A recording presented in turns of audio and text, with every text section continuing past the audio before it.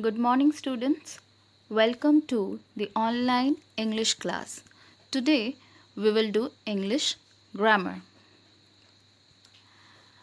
Our today's topic is direct and indirect object.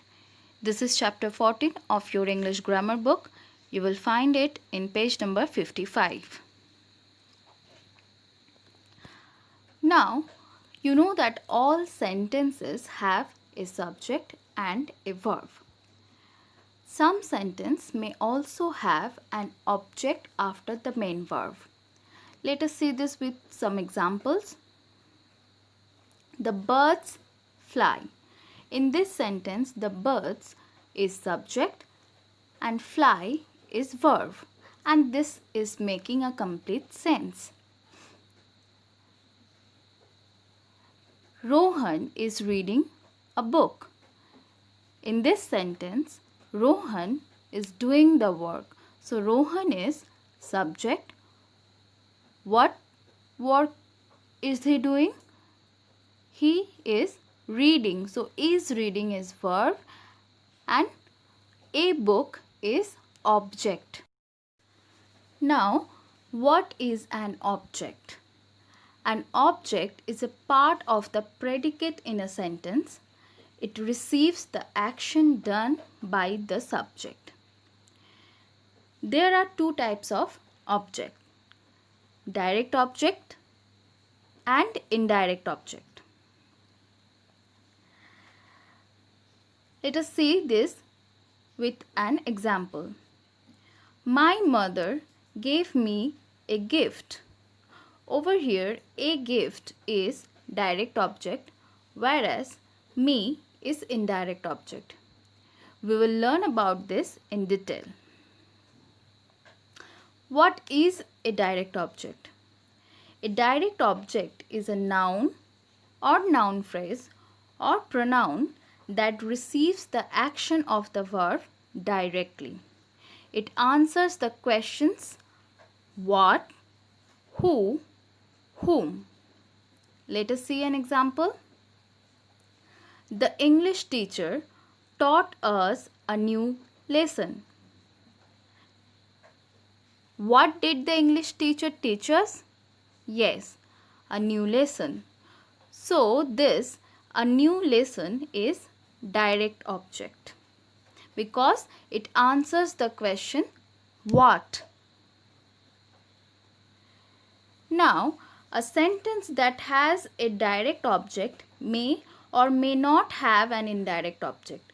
Say for example, in this sentence, we are having an indirect object, us. Let us look into another example. The boy is playing football. What is the boy playing? The answer is football. And football is direct object because it answers the question what. But see, in this sentence we are not having any indirect object. So a sentence which has direct object, it may have an indirect object or may not have an indirect object, like this sentence. Now, what is an indirect object? An indirect object is a noun, noun phrase or pronoun to whom or for whom the action is done.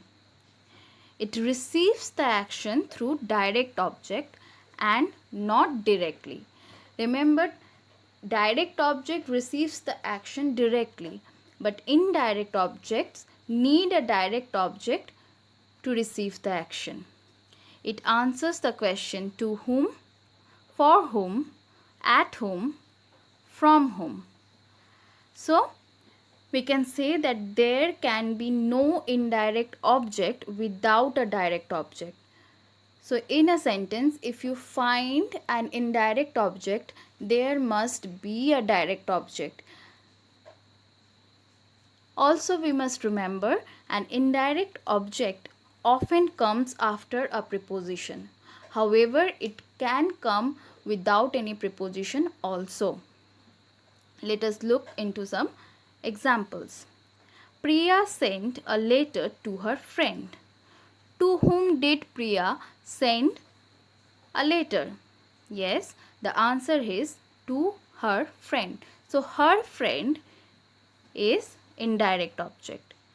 But in this sentence we are having a direct object also. What did Priya send? A letter.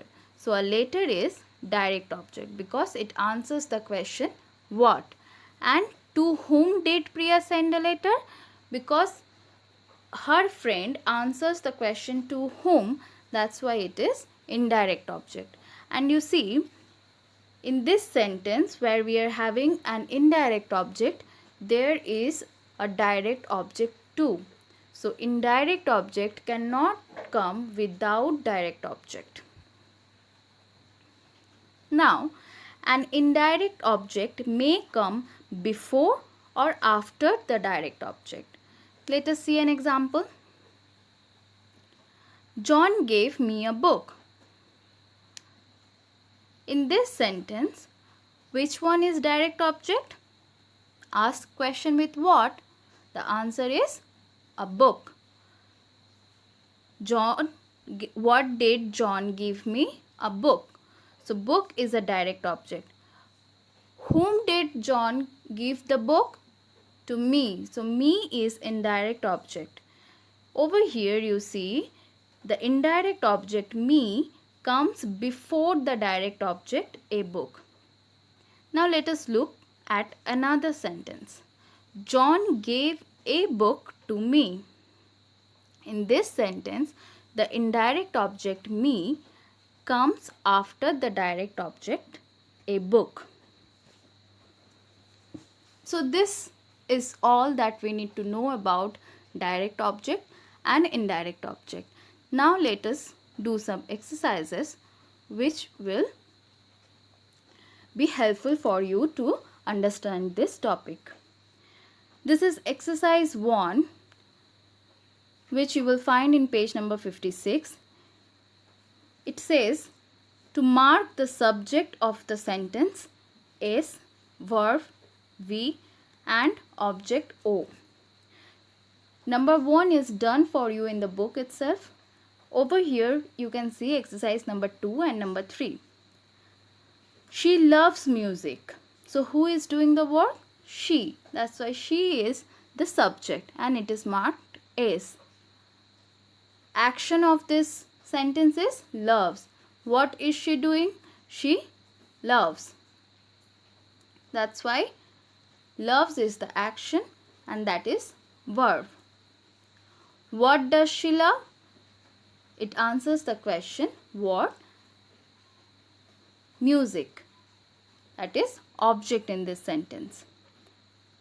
In the next sentence, the children is subject, are playing is verb, a board game is object.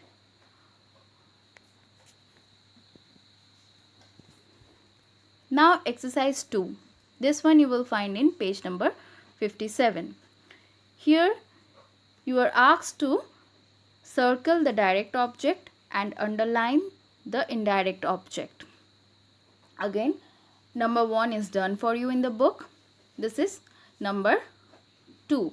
My grandmother brought me a glass of juice.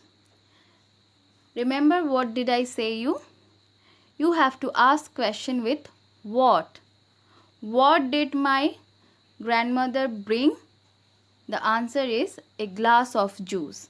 So a glass of juice is direct object. For whom did my grandmother bring a glass of juice? Ask question with for whom. The answer is me. That's why me is underlined and it is indirect object. Next, number 3.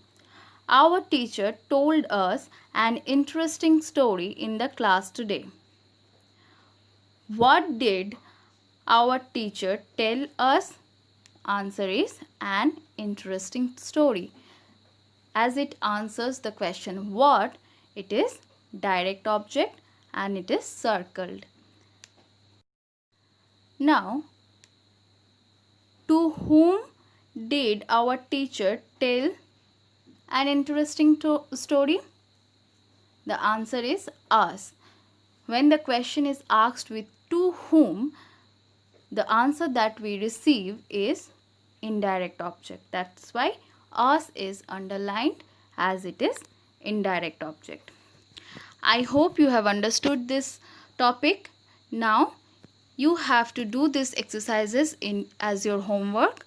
Exercise 1, the remaining portion 4 to 8. Exercise 2, again the remaining portion 4 to 10.